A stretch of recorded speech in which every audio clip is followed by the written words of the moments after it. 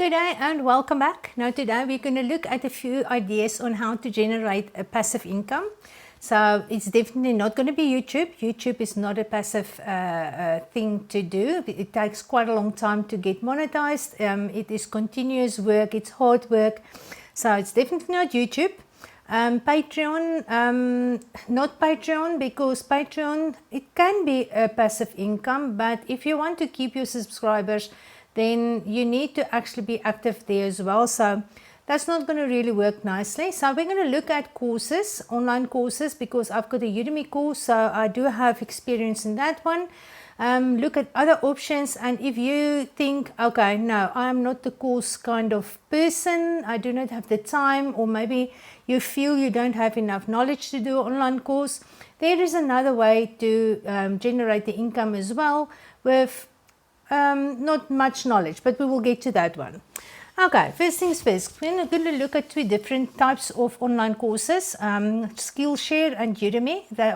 They work on two completely different setups. With Skillshare, as a user on Skillshare, you pay a monthly subscription. You can pay it yearly as well, but it's basically a monthly subscription, and you have access to all the courses that is available on Skillshare. Udemy works the other way around. You buy a course and then you own a course. So with Skillshare, you only have access while you are paying the subscription. If you stop paying the subscription, then you don't have access to any of the content anymore. But with Udemy, if it's yours, it's yours for a lifetime. And you can access it anytime, anywhere you are. As long as you've got your login details, then you are good to go there. Okay, let's look at how the payment options work between the two of them. Okay, I'm going to have some here on the screen just to run you through it. So Skillshare works on premium minutes. So that means there are a certain amount of people that are subscribed to Skillshare in a certain month, and they do spend a certain amount of minutes on courses and so on. So they then put all the money in a pool, and they look at how many minutes have been used or looked at, courses done at, I don't even know what you call it. And then they look at how many minutes they consumed of your course. Now, the downside of a thing like Skillshare is, that's my experience, what I do if I use Skillshare, is because I have access to everything for my monthly subscription, I will start with one course and then get distracted and go have a look at another one, and then jump over to another one, and then it's soap making, and then it's how to make yogurt, and then it is how to make hand puppets, and I'm all over the place. I do spend a few minutes in this course, a few minutes in that course, and a course needs to really grab my attention for me to keep me there. So as a content creator, for me, I would really like people to actually stay with my course then. So it's going to be a challenge, and because it does not cost you anything to upload a course, neither for Skillshare or Udemy, the competition is quite high. There's a lot of people that upload courses. So with Skillshare, there's a lot of open stuff because you can access everything. Now, the downside is, as a user, if I stop paying my subscription, then I don't have access to my favorite courses anymore. With Udemy, it works the other way around. And with Udemy, you buy a course, and then the course is yours for keeps, and so you own it then. So if you want to go and check something out 6 months down the line, 2 years down the line, you've got access to your course as long as you've got your login details, and then you can go and check through stuff again. So, okay, Skillshare, there's other things as well. There's subscription models, affiliate marketing, course series and bundles. I do not know how that work because I do not have a Skillshare. I don't have courses on Skillshare at the moment.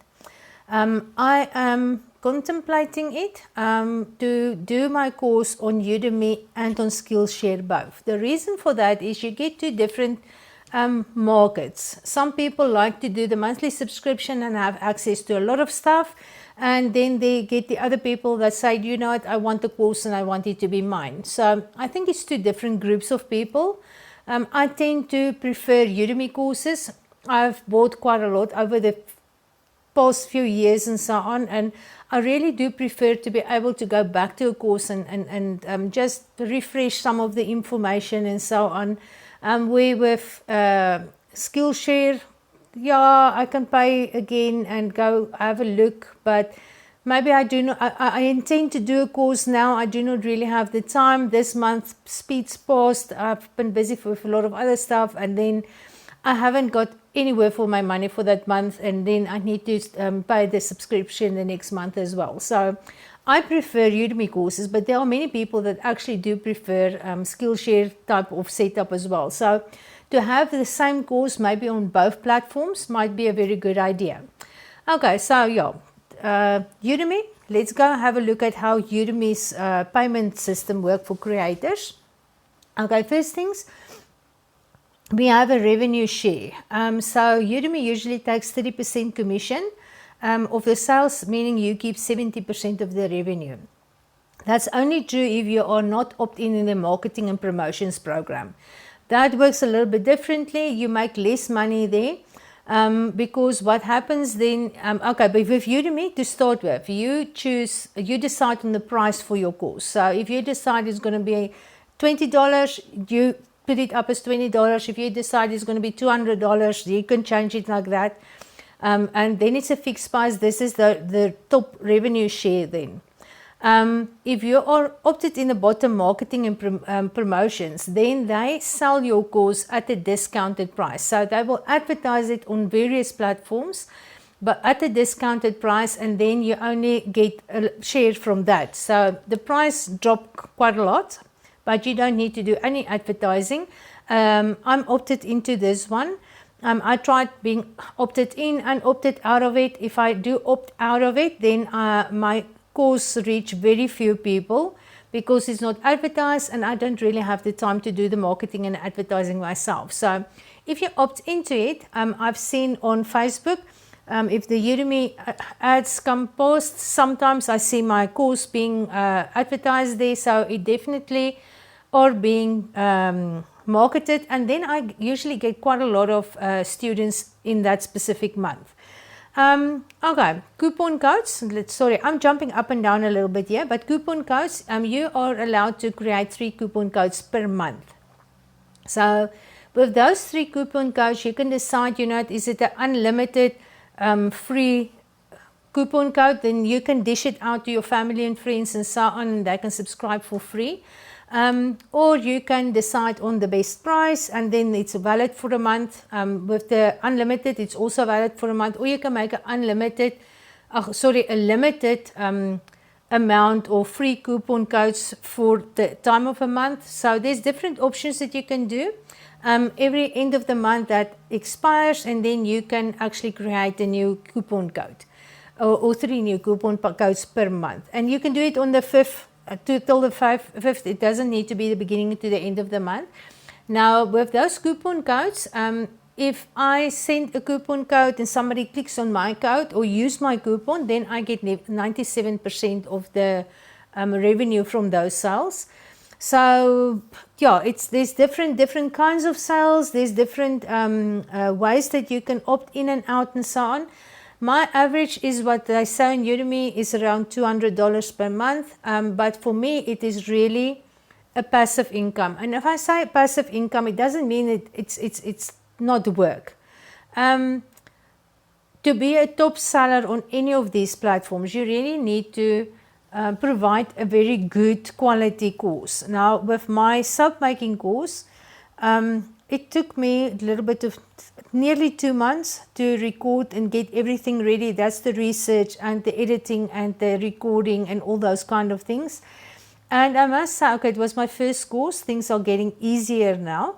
I recorded more than 50, I think it was 53 hours of video footage that I recorded there, and there's 6 hours of video footage in the course. So from 50 to 6, it's a lot of work. Voice fatigue is a thing. Your voice gets too tired to speak. You don't want to even yell at the dog anymore. Things are really, it can get hectic. So it's not as if it's easy work, but once the work is done, then you can generate the income over time that you don't need to work There you can advertise, but it's literally then it's a passive income. Okay, then the monthly earnings, as I said, it's about 200 to 300 rand a month. Let me show you on mine. Where is my, here's my okay, all time. I did set it on all time. So I published my first course on January 2021. And it is now January 2025. So over these years, I have a total revenue of $6,069. It could be more because I didn't really do much effort, especially in the beginning. You can see my graph is starting to pick up slowly. The tops are a little bit higher and the lows are also picking up a little bit. So there's one of my lower months were $103. There's another one that was $279 for the month, August 24.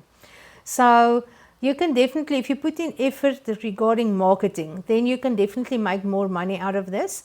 And I have that so far 2,142 students on this course, which makes it a good thing. I'm busy with another course. I've got this one in Afrikaans as well. So I've got two courses. Then I had a free one that I actually took off Udemy. And that's the thing. If you take something off, the people that subscribe to it, they still have access to it. If you take it off, you just take it off for future customers. So you can't really take it back. It is kind of still part of Udemy property. There's a lot of stuff that you have to sign and a lot of red tape that you need to go through. But okay, back to the 2,142 students that I've hired so far. If I release now my new course, I'm busy with creams, lotions and body butters, emulsified products. So once I've really released or launched that one, I have access through their messaging system and I can send a coupon code to these 2,142 students. And then if they click on you or use my coupon code, you can create a link and a coupon code that works together. So they can either click on the link or they can click on any other link and use the coupon code and they get the same discount. So if I send this through, then I get that 97% of income on all of the people that use that. So your follow-up courses is going to generate more income than the first ones. That was maybe sold with a discount on different platforms and so on. So that's something to keep in mind. If you want to do a course, maybe keep in mind to do one and do a follow-up one, same stuff, different info, or maybe even totally completely different. So the thing is just with soap making, lotion making, it's the same kind of group of people. It's not like I'm busy with soap making and now we're going to grow mushrooms. People that make soaps, there might be 5 or 6 that wants to grow mushrooms. So they're not going to be a very good target group for the next course. Okay, and then if you decide, you know, I don't want to work in front of the camera, or I do not feel that I have enough knowledge to do a course and so on, then there is the last option that I'm going to share here with you, and that is selling recipes on Etsy. If you do have an awesome recipe or 10 awesome recipes that you've tried and tested and you know they are brilliant recipes, then you can actually sell them. You can sell crappy recipes as well, but please don't do that. I want to show you, before I'm going to go into Etsy, before I go into the monthly cost and the breakdown and so on, how to set it up there, I want to show you somebody else's Etsy shop here. It's the DIY Bath and Body Shop. So far, they had 59,580 sales. So they have sold this many recipes since they started. I don't know when they started. I couldn't get that information around here. But the thing is, they have sold quite a lot of recipes, and they've got 20 on Etsy. That's the grand total of recipes that they've got there. But look here, they've got basically 5-star reviews. If you go check it out, I'm not sure. I've made this now larger that you can see on the screen. But most of let's just make it a little bit smaller. Here you can see it now. Rave reviews. Average review rating is 4.8 or higher. So they have good recipes here. And the recipes are not really that expensive. So they actually make quite a bit of money from this over time. So let's go quickly look at their recipes. They've got a nice thing on this, nice graphics here. The price 222 rand. Now that is around about $12 for the American viewers here. For South Africans, yeah, 222 rand. That's something that I can pay. I can afford that for a good recipe, especially if I want to make products that I want to sell here. So this is the average price on their on their website, on their shop. 267 rand. It's a little bit more expensive one, but most of them is 222. There's another 267, 222, 222, 222. So you can say on average they've got 222 rand. And this is DIY fruit smoothie, DIY solid shampoo bars, DIY lotion and cream, DIY micro exfoliants. So there are quite a there's a variety of skincare products here. And if you go on to any one of them, they really do have very good reviews on them. Let's see, where's this? Is a hot pour no pressure solid shampoo bar. Okay, it seems like I've got 5 stars here. Digital download. Reviews for this item is 215 reviews.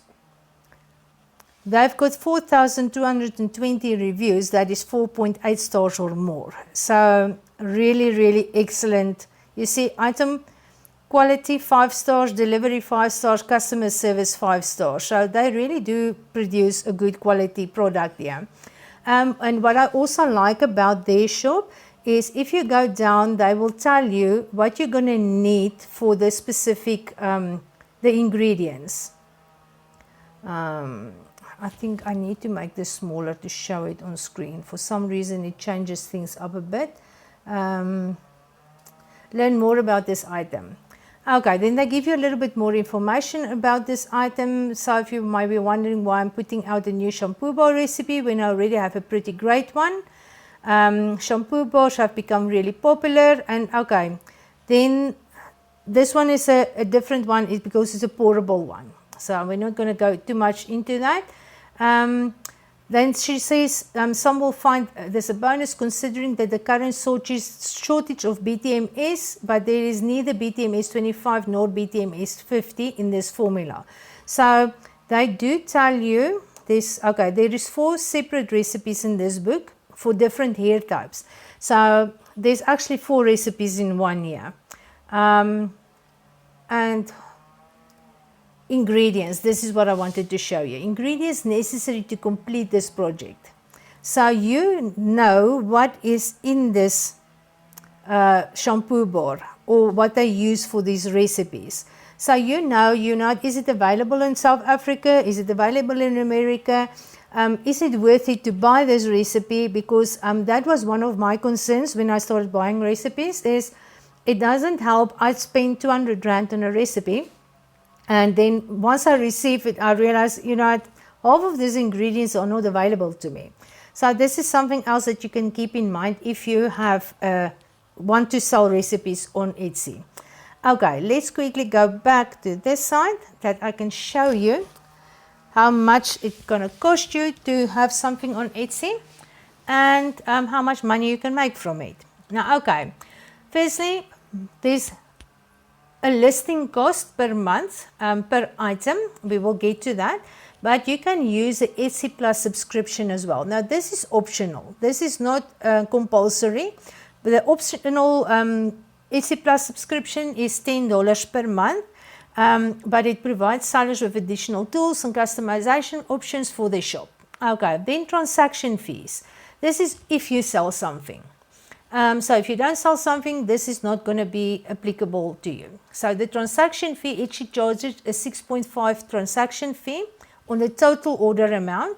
And the total order amount includes postage, shipping, and gift wrapping. So for me, this is a little bit unfair if you sell physical products, because that actually make money on the total order amount. So that actually get a cut from the postage and the gift wrapping and all those kind of things as well. But for a recipe, which is a PDF download, it's not going to influence you at all. Then they have a payment processing fee. If you use Etsy payments, there's an additional fee of 3% plus 25 cents per transaction.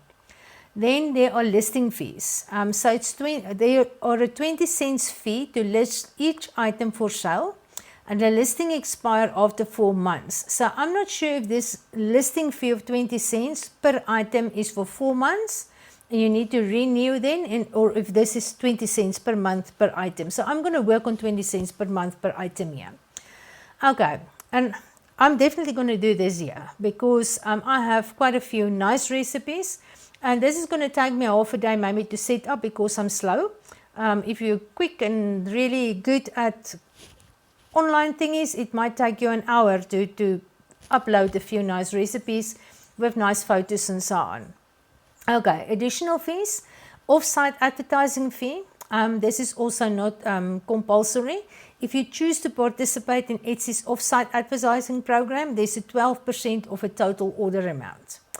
Okay, and then the currency conversion fees. I'm in South Africa, so Etsy is actually working in dollars, so there's a conversion fee thing that's going to happen there as well.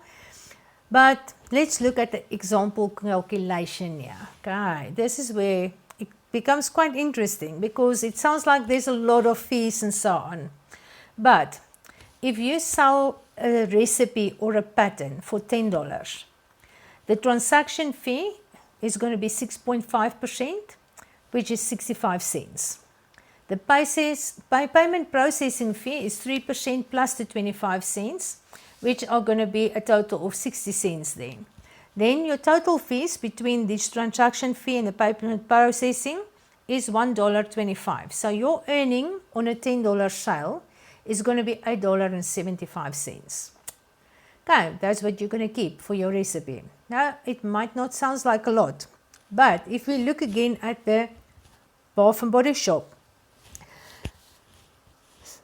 their sales of $59,580 times $8.75 is a grand total of $521,325. So for the South African people, if we work on 18 rand to $1 or 19, I think it's 18 rand to $1, then it is 9.383 million rand for recipes. It's worth giving it a try, definitely. Okay, and this again, you need to do some work. You're going to have to try and test your recipes. You're going to have to take some pictures. You're going to have to make sure that everything looks good here and that you've delivered a premium product. And after that, it's going to be a passive income. So passive income is not no work, lots of pay kind of thing. There's work to be done, but when it's done, it's done. Okay, so that is the whole thing around. Oh no, let me just quickly show you here, because that was a question that I had. If I do not sell anything on Etsy, what is it going to cost me per month? Okay, so you have 20 cents per listing. So for 10 different PDF items listed and each listing fee is 20 cents, then your monthly listing fees would be $2 per month. So there's no transaction fees if you don't make a sale. So obviously there's no optional subscription fees. If you're using Etsy Standard, you don't have to pay the $10 Etsy Plus subscription fee. And there's no advertising fees because they only charge that percentage if you do make a sale. So it's going to cost you for 10 recipes, $2 per month. These people from the Bath and Body Shop, they've got 20 recipes on there, so it costs them $4 per month. That is the expenses on there. For South Africans, $20 is about, no, sorry, $2. $2 per month is 40 Rand. It's less than 40 Rand. So I really do think that it is worth it to actually give it a try. So I hope this inspires you. It's also always good to have something extra coming in. Something on YouTube videos, and this is something that you can maybe do in different places also, that I'm only thinking about now. This is also a passive income for me. On my YouTube videos, I do have sometimes Amazon links for my American and overseas subscribers. You do get a small percentage commission if somebody clicks on your link and buy something. Even if they buy something else, you still get a little bit of a commission that you get back with affiliation there. So Amazon affiliation, that's also something. That's not much for me though at the moment. $10 a month maybe. Maybe a little bit more sometimes, but it's not huge amounts. But $10 is 200. No, it's more. It's nearly four. It's a little bit. It's 350. Make it 350 rand per month that I actually do the work just by getting links and putting it into my videos. The video is work. So yeah. For those that are interested in monetizing a YouTube channel, that you get about 10 cents per view. That's South African cents. That is not American dollar cents. American cents. It's not dollar cents. But yeah, that is, I get 10 South African cents per view. So you need to get a huge amount of views to actually make a livable income from YouTube. And as I say, you need to upload regularly. I don't even upload regularly. I've got too many other things. So yeah, sometimes it skips a little bit. But anyway, that is a few things for you to consider. So I hope that might help you, might give you some new inspiration for this year. Go give it a try. And if you do, please let me know in the comment section if you want to try it. You can ask me questions. I do not know everything around this stuff. Udemy, yes, I've got a bit of experience there. The rest I'm going to learn this year as we go, because I'm definitely going to set up an Etsy shop here as well. And I am thinking of doing my course on both platforms, on Udemy and on Skillshare as well, to see what's going to happen there. Nothing to lose. So, and maybe at the end of the year, round about the end of the year, do a Patreon as well, because got lots of good ideas, that some must just say ideas and some I don't really have time for everything. So yeah, but you must have a lovely day. Keep well, stay safe. I will see you guys in the next video again.